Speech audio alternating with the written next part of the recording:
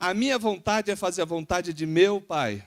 Quando o Senhor Jesus Cristo disse, o Filho nada pode fazer de si mesmo, mas o Filho só pode fazer aquilo que vê o Pai fazendo.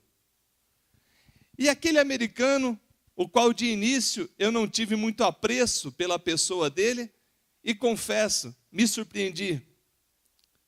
Cometi um grave erro de não querer absorver a palavra de Deus, independente de por quem ela está vindo.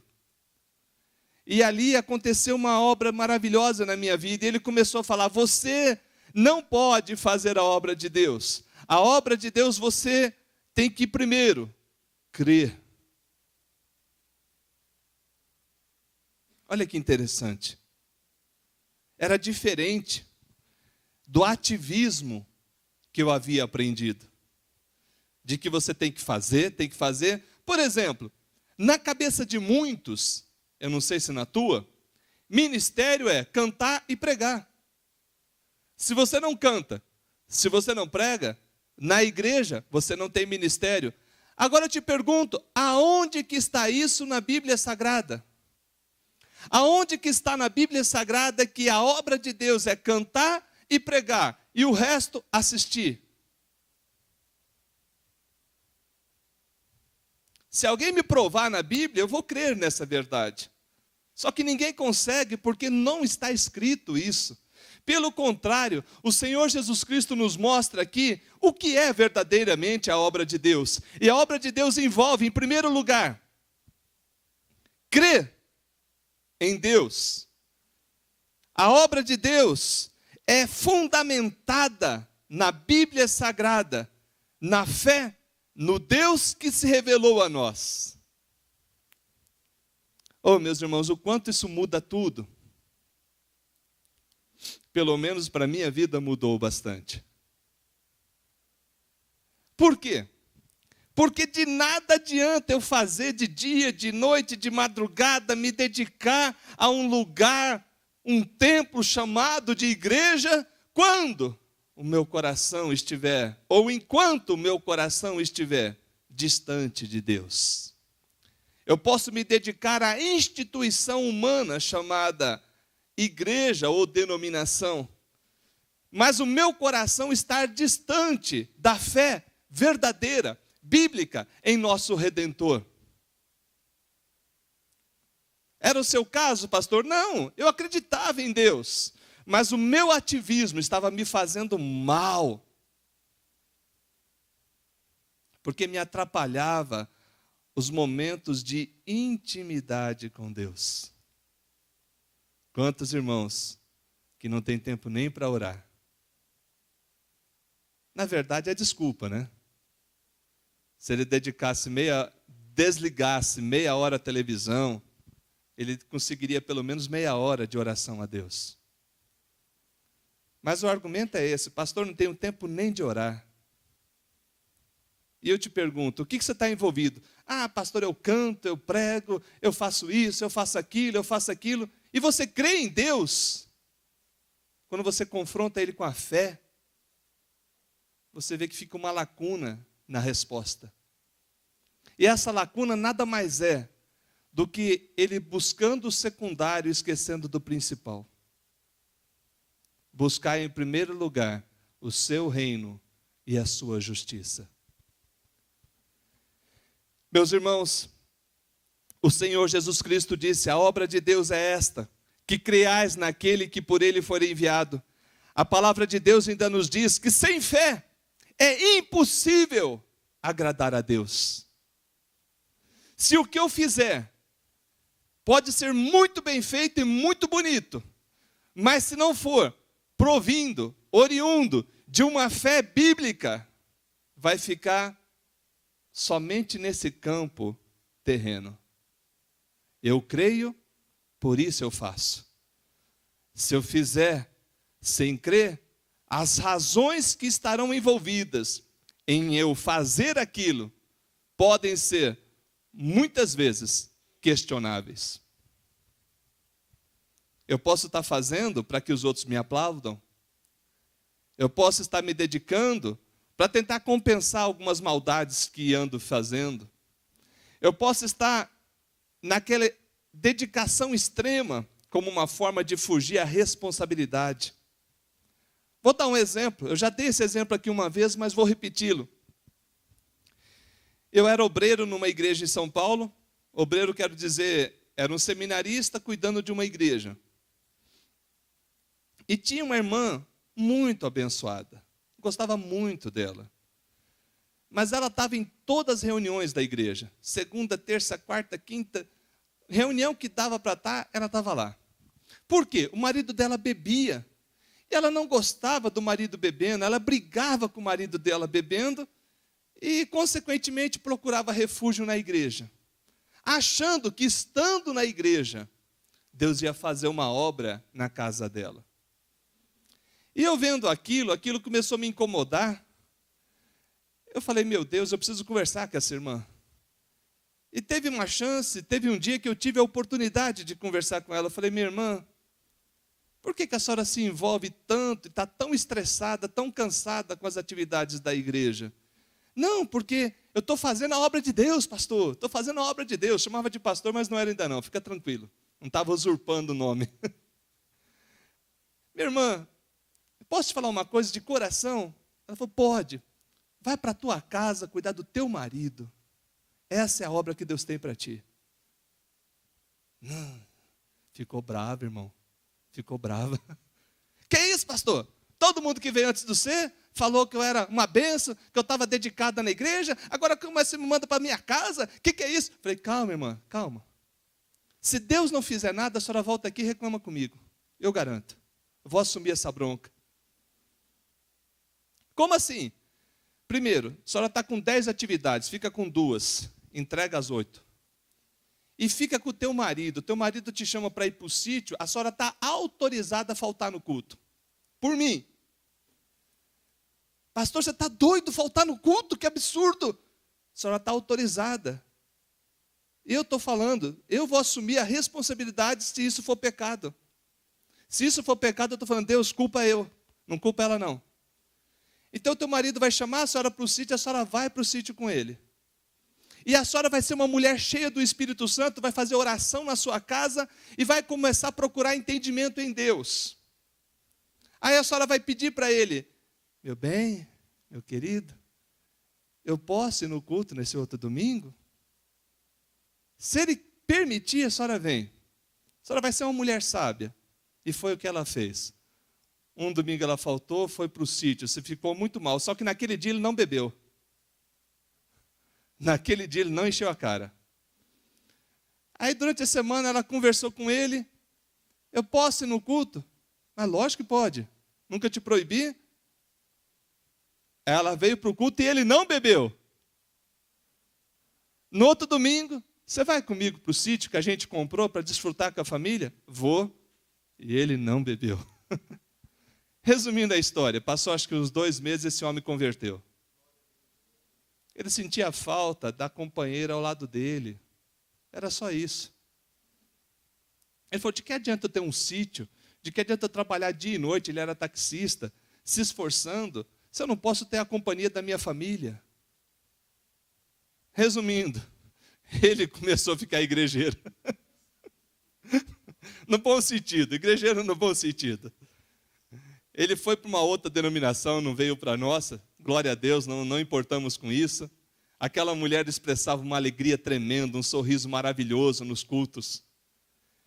Passado acho que 1 ano ou 2, Deus o levou num acidente. E toda vez que eu ia visitar aquela irmã, sabe qual era o conforto? Ele morreu no Senhor. Ele morreu com fé no Redentor Jesus Cristo. Por que eu tive que ser ousado? Eu tive que ser ousado porque a palavra de Deus fala que a obra de Deus, primeiro, é você crer nele. Não adianta você estar enfurnado dentro da igreja, em diversas atividades, e a tua fé com ele não ser expressa de forma legítima. A questão aqui vai mais longe. Porque sem fé é impossível agradar a Deus. E fala fé em Deus, fé no Pai, fé no Filho e fé no Espírito Santo. A consequência, ou a outra questão que surge decorrente desta é muito simples. Se é crer, então, pastor, eu não preciso fazer nada. Que uma leva a outra, né? Se Jesus falou que a obra de Deus é você crer naquele que foi enviado pelo Pai, então se você já crê, não precisa fazer nada. Errado, errado, muito errado. A questão, irmão, é colocar as coisas nos lugares certos. Primeiro eu creio. A obra de Deus envolve crer em Deus. E se você crer nele, você obedece o que ele mandou. Mas de forma saudável. Deus não está aqui para te oprimir. Quem oprime é o diabo. É os demônios, são os demônios. Deus veio para curar, para libertar, para despedaçar todo o jugo de opressão. E principalmente para te dispor, ou conforme diz Efésios, somos feitura dele, preparados para as boas obras que de antemão ele já preparou para que andássemos nela. Efésios 2.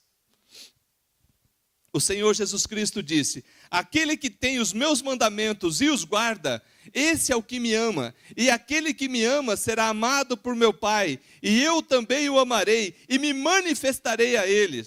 Mais adiante na carta de Tiago ele fala que a fé sem obras é morta. E aí fica a minha pergunta: o que são essas obras? São as obras decorrentes da fé. Eu creio em Deus, eu creio na palavra de Deus, eu vejo na palavra de Deus coisas que Deus manda eu fazer, e eu faço porque eu creio. Olha a diferença. Eu faço porque eu creio. Mas pastor, eu tenho como fazer e fazendo expressar a minha fé? Eu acho meio difícil. Porque se eu creio, eu entendo e eu faço. Se eu faço sem entender, fica esquisito, a glória não fica para Deus. Muitas vezes a glória fica para os homens. Pessoas que se gabam. Ah, pastor, eu já preguei 1000 vezes essa semana. 1000 vezes? Para quem? Para todos os lugares. E deixou tua casa sem a tua presença? Eu, de um tempo para cá, eu tenho evitado viajar sem minha esposa. Se me convidam para pregar, vai o kit. É eu com ela. Ah, mas não dá para pagar passagem para 2. Então pega alguém mais perto aí. E dependendo do preço da passagem, eu mesmo pago. Tem lugares que eu até pago para pregar, não tem importância não. Porque é gostoso eu estar do lado da minha companheira. Agora, se eu fico saindo, viajando, pregando em outros lugares e deixando ela sozinha, Deus se agrada disso? É isso que Deus quer? Você enfurnado no teu emprego e teu filho carente da tua presença? Ah, não tenho tempo.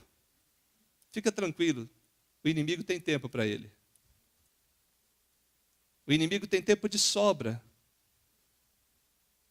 para mandar os seus mensageiros tentar ceifar as vidas preciosas que estão carentes de atenção que você se omitiu.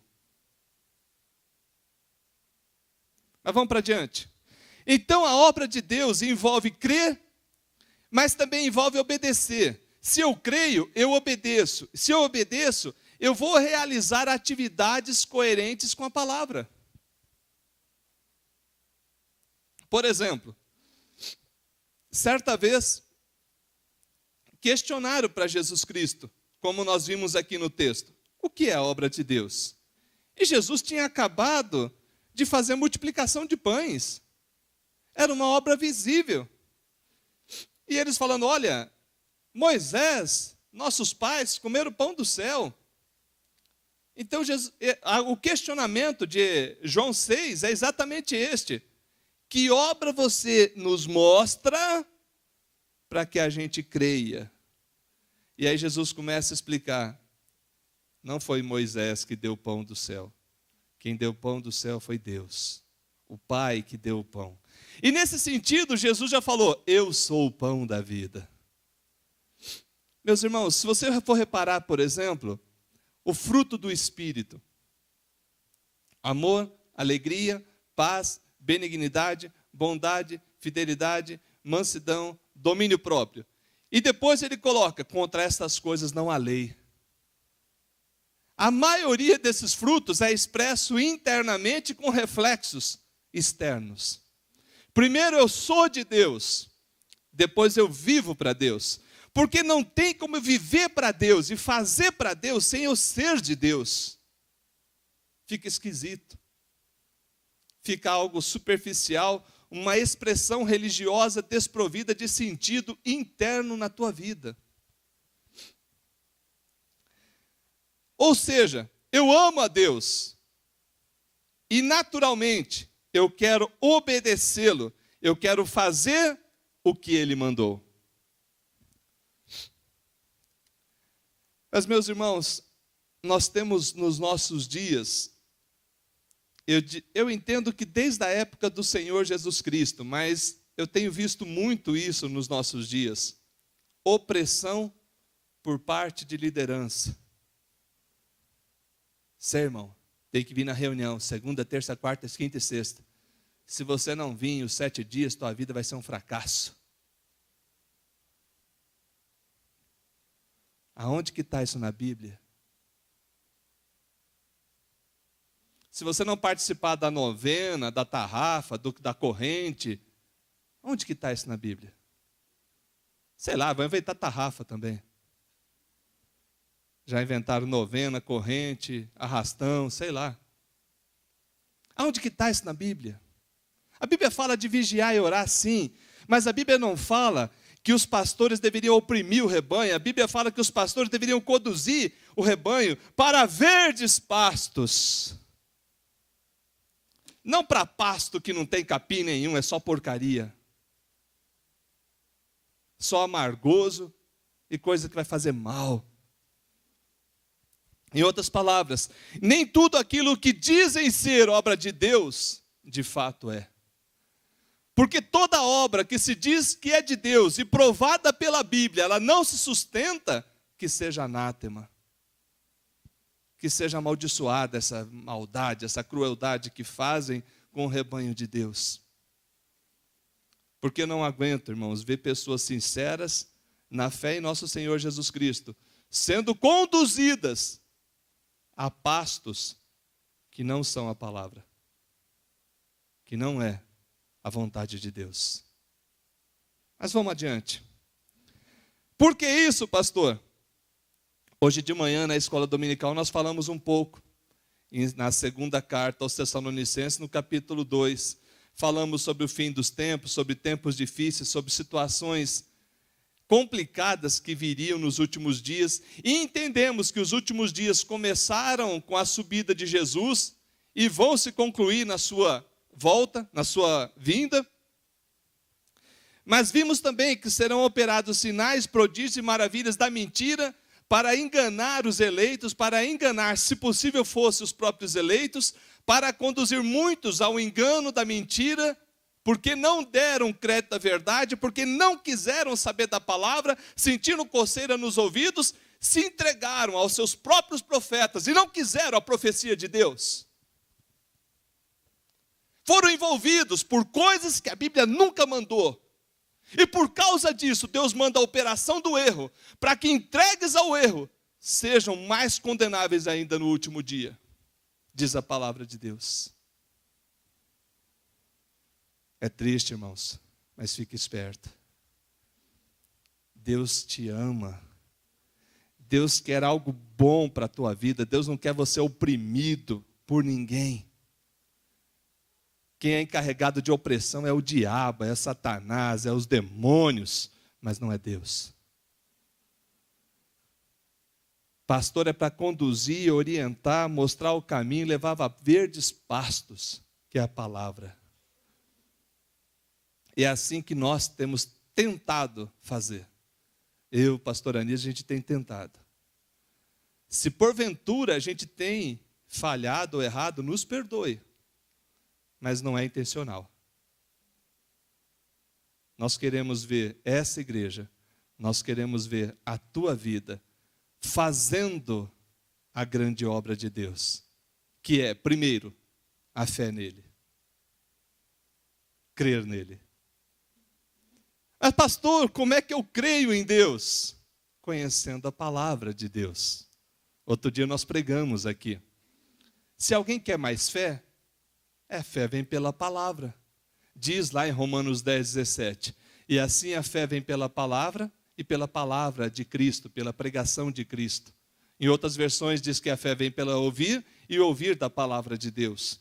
E de uma forma ou de outra significa, você quer mais fé? Conheça mais a palavra. Conhecendo a palavra, a tua fé é fortalecida. Consequentemente, você vai estar na obra de Deus, conhecendo Deus, sabendo Deus, crendo em Deus e fazendo o que Ele manda no poder do Espírito, na direção do Espírito, e não oprimido por falsos espíritos, falsos mestres, falsos profetas, anticristos da nossa época, que tentam te massacrar com algo que Deus nunca mandou.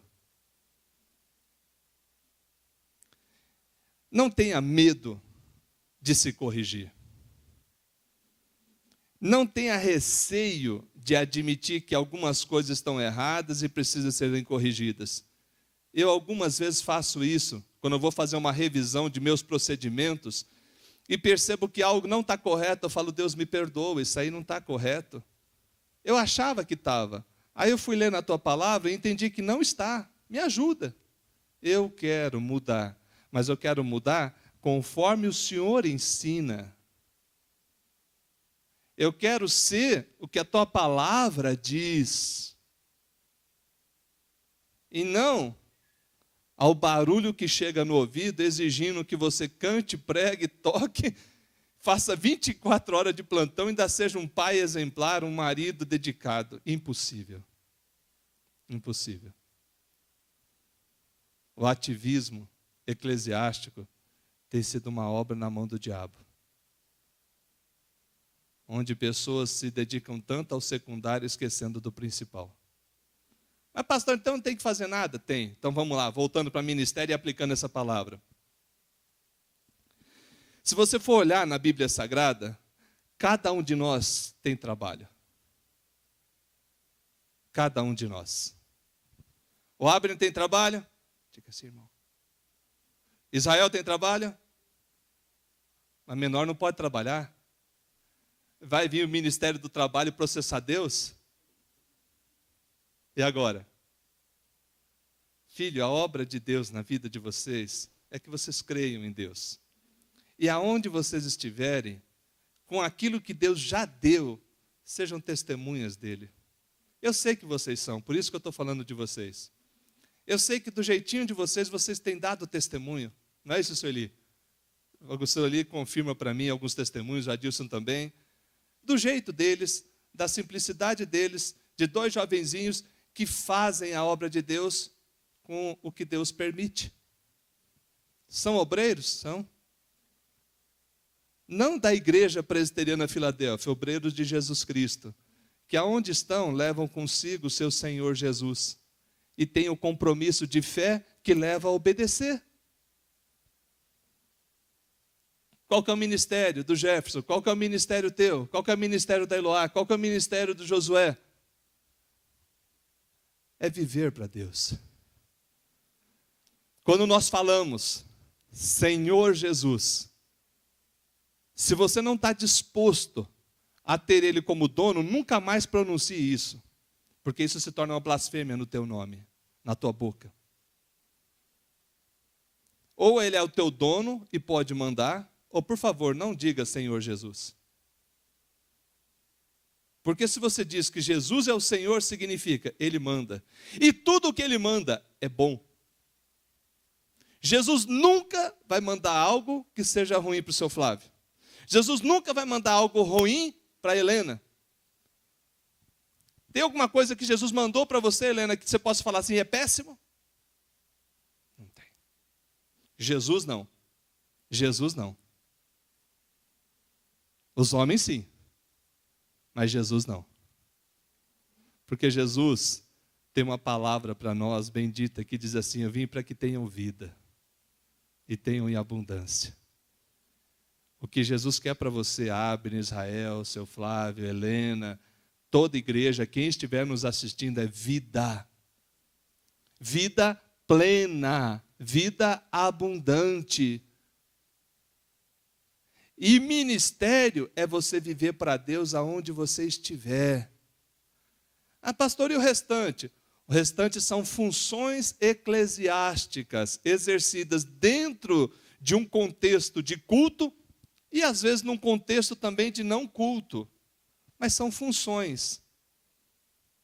Por exemplo, eu não vou estar para sempre na Igreja Presbiteriana do Brasil pastoreando. Agora, o dom de pastor eu vou ter para sempre. Porque se um dia eu tiver jubilado, aposentado, e alguém me procurar, eu falo, meu filho, eu estou aposentado, só me daqui. É isso? Eu não estou nem fazendo mais oração, estou caduco. É isso? Não, querido, não. Eu vou abraçar ele assim e falar, vem cá, eu oro por você. Talvez eu não consiga correr atrás de tantos problemas que você tem, mas pelo menos fazer uma oração por você eu consigo. Toda vez que você precisar, você pode me procurar. Por quê? O dom não depende de eu ter o cargo na igreja. Se Deus me deu a capacidade, eu tenho que usá-la.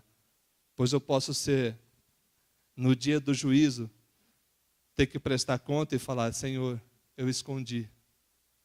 Eu não quis fazer nada com o que o Senhor me deu. Por fim, enfim, Deus pode contar contigo? Olha, quando você diz amém, significa Deus, conta comigo. Eu quero estar envolvido nessa obra de Deus, que primeiramente é crer. Eu creio, por isso eu estou envolvido nessa obra. E o fato de eu crer me leva a obedecer. Eu creio, eu obedeço. Se alguém disser que crê e não obedece, a fé dele é incoerente. Eu creio em Jesus e não amo Jesus. Eu creio em Deus e não amo a Deus. Eu creio em Deus e abomino e odio e tenho ódio pelos meus irmãos. Eu creio em Deus e desprezo a Bíblia Sagrada, que é a palavra de Deus. Será que ele está envolvido na obra de Deus? Não. A palavra de Deus diz, lá em Provérbios 28:9, que aquele que desvia os seus ouvidos de ouvir a lei do Senhor, até a sua oração é abominável. Provérbios 28:9. Por que é abominável? Se eu amo a Deus, se eu dedico a Deus, se eu quero falar com Deus e não quero saber o que Deus quer falar para mim, é incoerente. É errado. E a oração, abominável, diz a palavra. Por fim, se você está disposto realmente a expressar a tua fé agindo, não com ativismo doido, você vai ter que entender uma palavra maravilhosa chamada cooperação. O que é cooperar? Operar junto. O Senhor Jesus Cristo disse assim, aquele que tem os meus mandamentos e o guarda, esse é o que me ama. E aquele que me ama será amado por meu Pai, e eu também o amarei e me manifestarei a ele. O Senhor Jesus Cristo falou que ele é a videira verdadeira. Todo ramo que está ligado nele, e ele na pessoa, esse vai produzir muito fruto. Porque sem ele, sem Jesus, não conseguimos produzir nada. Em outras palavras, quando a gente diz de cooperar, significa Deus em nós, fazendo o que Ele quer, aonde Ele bem entender, na hora que Ele bem quiser, porque nós somos vasos na mão do oleiro, disponíveis para serem moldados e usados da forma que Ele desejar. É isso que é a obra de Deus. Eu creio, me disponho e Ele me usa. Vaso é usado na mão de Deus. Por isso que é a ideia de cooperação. Ele agindo em nós e nós agindo no poder dele. Por isso que a palavra de Deus nos diz que por Cristo, em Cristo, são todas as coisas. De que através de Jesus Cristo, a presença de Cristo em nós é que nos capacita a amar e a viver. Não queira fazer sozinho, meu irmão. Eu tive que perceber que em muitas atividades eu queria fazer, mas não era o que Deus estava pedindo. Primeiro ele pedia, anda comigo, aí você vai ter condição de fazer. E eu tive que reconhecer e falar, Deus me perdoa. Às vezes eu estou atendendo mais os anseios da igreja, denominação, do que os anseios da tua palavra e do teu reino. Quando eu mudei, foi muito bom para mim. Eu aprendi a falar não. Eu não sabia falar não. Se o irmão me chamasse de madrugada porque o cachorro latiu, eu ia lá fazer oração pelo cachorro. Era um trem doido mesmo, era opressivo. Depois que eu entendi essa palavra, alguns irmãozinhos tentam oprimir a gente, eu não aceito. Falo, não, você vem de onde? É de rodear a terra? Sai, capeta. Aqui não. Pastor, você tem que fazer isso. Me mostra na palavra que eu tenho que fazer, que eu vou fazer.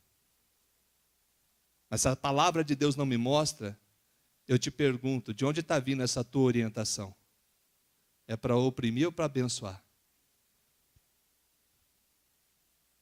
Queridos, tem uma coisa certa para a tua vida. Guarda isso pelo menos.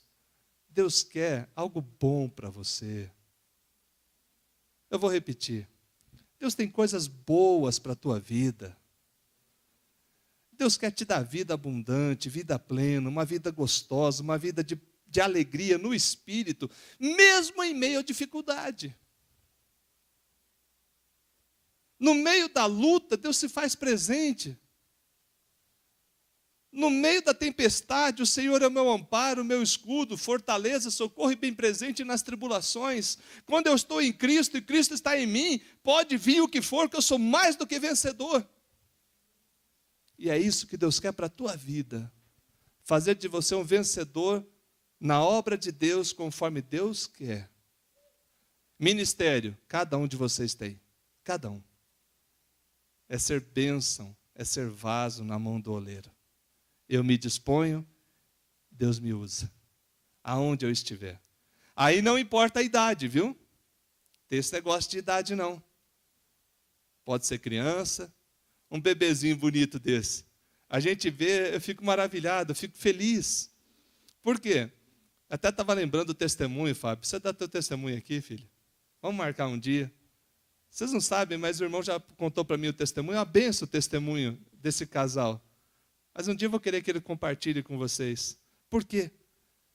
Porque eu olho para essa criança e falo, é o milagre da vida. É o milagre de Deus. É o milagre de Deus, a vida. Vamos valorizar o principal. Sem ativismo doido, mas se envolvendo sim com as coisas da igreja conforme Deus permite, sendo bênção aonde Ele quer. Que Deus assim abençoe a todos. E lembre, coopere na obra, seja bênção, mas seja bênção por fé, na fé, em Cristo e por Cristo. Que Deus assim te ilumine e abençoe. Fiquemos em pé.